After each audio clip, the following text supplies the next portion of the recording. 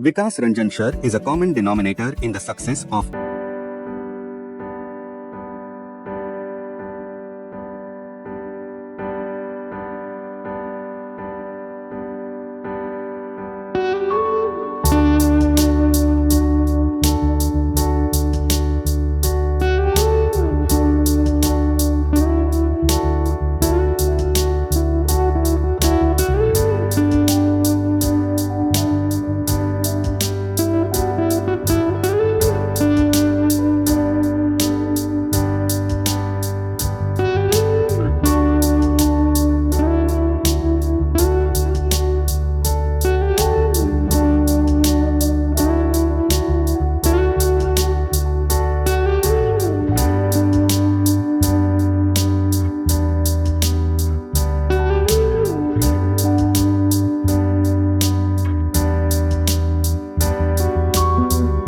My name is Dr. Sachin Goel. I have secured All India Rank 209 in CSE 2023.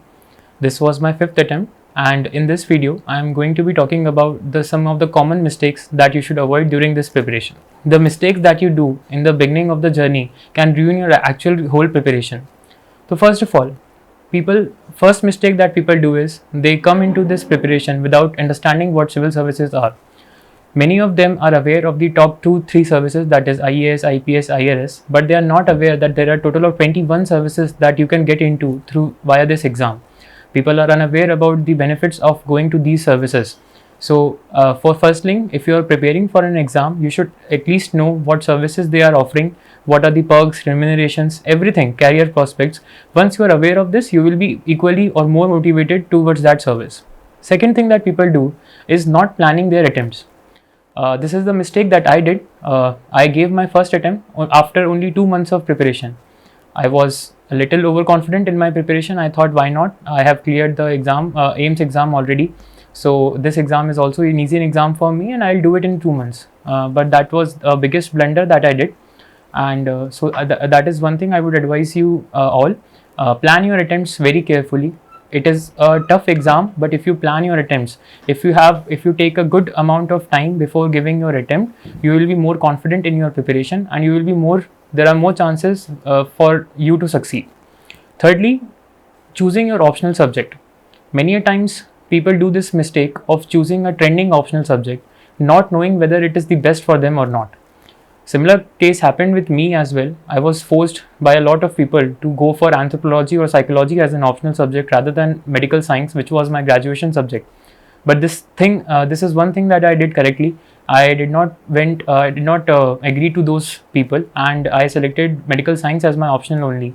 And as a result of it, it helped me because it was my graduation subject. I was thorough with the subject. I had ample amount of writing practice in that subject, and any kind of question that comes into the paper will come from the syllabus that I was taught in my college. So choosing your optional in which you have proper interest rather than choosing an optional which is showing good marks, because the trend changes every year, and some optional that might be trendy this year might not be next year.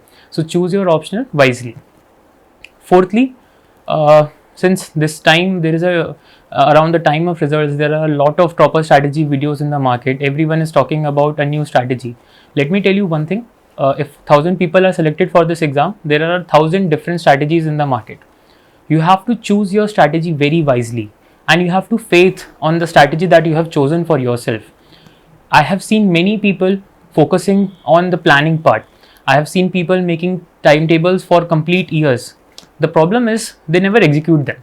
So I believe that choosing the strategy, planning, and sticking to it is more important than changing the strategy too often. If you are confident about the strategy, stick to it.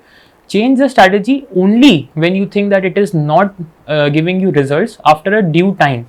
You don't have to be super rigid as well, because this exam needs flexibility in approach as well.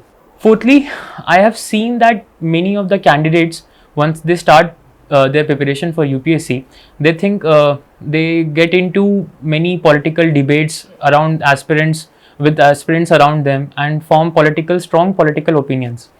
The point is, this is an exam which has to be treated like that. If you are focused too much on the side things which are not coming into the paper, you are just wasting your time. Please do not get into unnecessary debates and controversies. You have to use your time wisely to focus on the syllabus and complete it. The another problem that I see that aspirants make is having too many 0 days in their preparation. This is something that I suffered from during my first 3 attempts, where I was not even able to clear prelims. The thing that was lacking was consistency in my performance. The point is, no matter how many hours you put in a day, if you are not putting enough hours the next day, that day's preparation is gone to waste. So make sure that you have a balanced approach in your preparation and there is consistency in your preparation. It doesn't matter how less or more you study in a day. The most important part is to study every day. That will ensure that the momentum that you have created for yourself is maintained, and you are confident, and definitely you will gain confidence in your preparation. The thing is, when people commit another mistake is, the moment they start their UPSC preparation, they start calling themselves UPSC aspirants, which is a tag they carry around with much proud. The problem is, this exam requires secrecy to some extent. The more exposed you are to people, the more people you are telling that you are preparing for this examination, the more you will be prone to anxiety in the future stages of the exam, if by God's will you are not able to clear it in the first or second attempt. So to avoid unnecessary anxiety, you should avoid these tags like UPSC aspirants. Simple logic is work hard in silence and let your success make the noise. Another thing is, now if we come to the prelims part, before when I did not clear the prelims for 3 consecutive times, I realized a few things. Some of the mistakes that I did was not solving enough mock papers. If you are not solving enough mock papers, you are not aware of how to handle the questions. The paper that we saw in 2023 was a very tough paper, not because of the toughness level of the question, but because of the unfamiliarity that people had with the questions. Such questions could be tackled if you have a good question solving ability. I was able to secure 95 number in prelims despite such a tough paper, because I was very sure of my methodology of solving a question. In any prelims paper, any topper might not know more than 60 to 70% of the questions. But the point is, you have to attempt more than that to create a comfortable buffer for yourself so that you can clear the exam. And that could be done only if you practice as many mocks as you can. Another thing for prelims is, I have seen many aspirants struggling to find new material 30 days, 40 days before the prelims examination. I believe that is something which is a disastrous thing.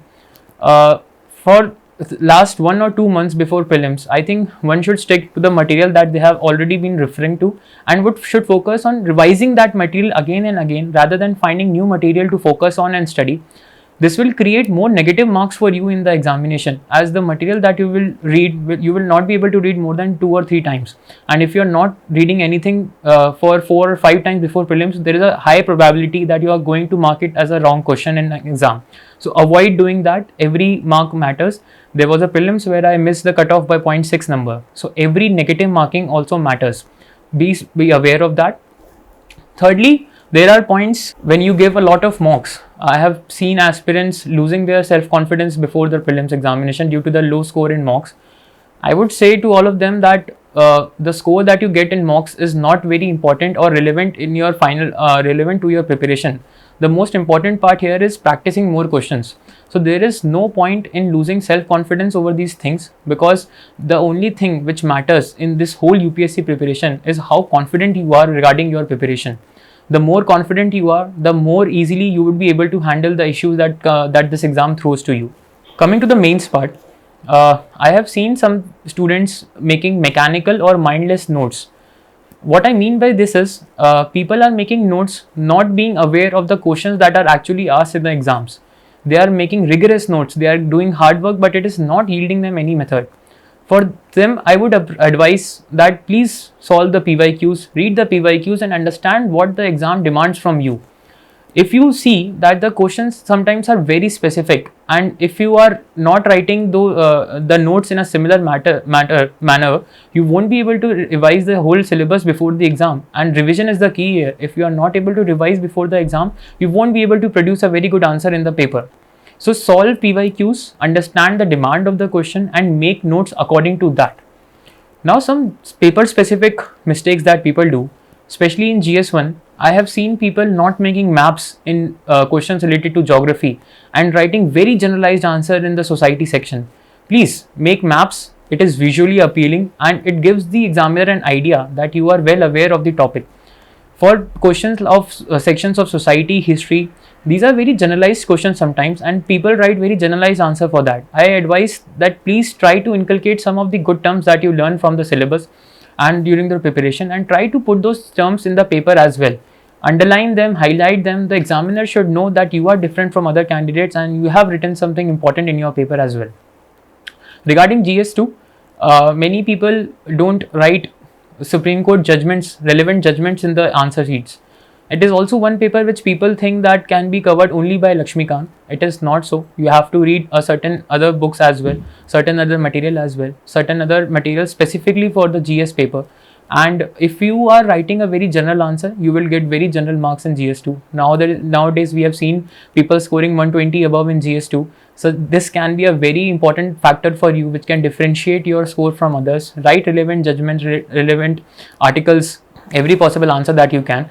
Regarding international relation also, please use specific terms if it comes to it, and please, in international relation I also used to try to make certain some rough diagrams, something which shows the examiner that you are aware of the condition or the map, the profiling, the at least the places where those locations are located. So it gives a very good impression to the examiner. For GS3, we have seen in recent time that people are not scoring much marks above in GS3. I scored 101 marks in this mains, which is amongst one of the highest in the country. And I think one thing that helped me most was I used enough data in my answers so that the examiner is able to identify certain key points in your answer, that okay, is in this answer he has written some committee recommendation, in this answer he has written some data, relevant data. If the more data you use in GS3, the more number you will get. For GS4, another same thing. People are not writing examples in their answers. My score increased by around 20 marks. I scored around 89 in 2022. I got around 109 in 2023.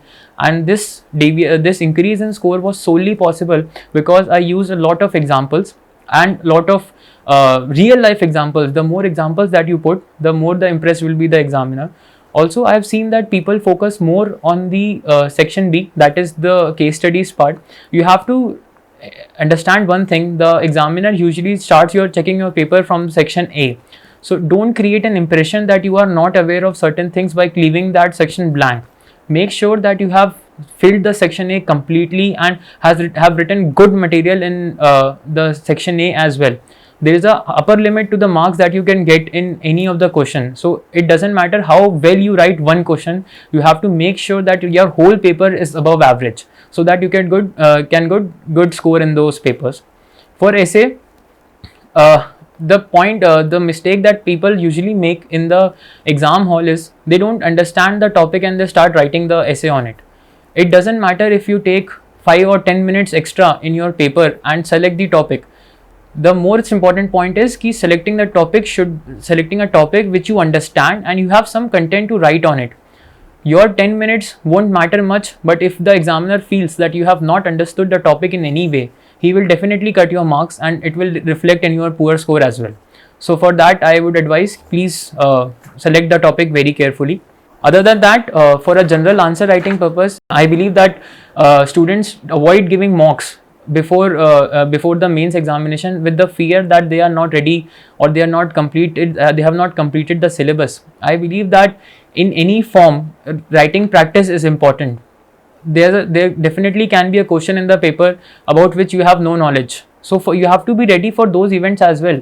If you are waiting for the right time will never come. The day you start your mains preparation, you have to start your answer writing. It is only one thing that is going to be reflected in your paper very easily. It will show, trust me, it will help you a lot. And while answer writing, try avoiding answers in long paragraphs. Understand the psychology of an examiner who is sitting there to check your paper. If he or she has to struggle a lot in finding the relevant keywords in your answer, he or she will definitely give you less mark as compared to an average score. Please make this job easy for the examiner. Write those answer in points, highlight those points, make sure that the relevant points are easily and clearly visible to the examiner. If you do this, you will score definitely very good marks in mains. For interview, I have seen some common mistake that I have seen is firstly being dishonest in the detailed application form. There is a section called hobbies and interest. I have seen many candidates writing hobbies and then starting those hobbies after writing them in the in the form. Trust me, the examiners there are very well versed with these antics and they can easily understand what the student is trying to do. Please do not try to become someone you are not. They are there just to check your honesty, your integrity, how your overall personality is. Please be confident in that and avoid dishonesty at every cost. Give mock interviews, take relevant suggestions and work on them. This will help you a lot in the interview process. And the one thing that goes without saying is please dress sharply. Do not think that these things don't matter. Everything matters. They are also human. They also have a simple idea in life. Appearance does play some role in the interview. I believe that. Please dress nicely, be honest, and you will do well in the interviews as well. So these are some common mistakes that I have seen people making. I have made them in my preparation. I hope that you learn from these mistakes of mine and others and not repeat them. Best of luck for your future.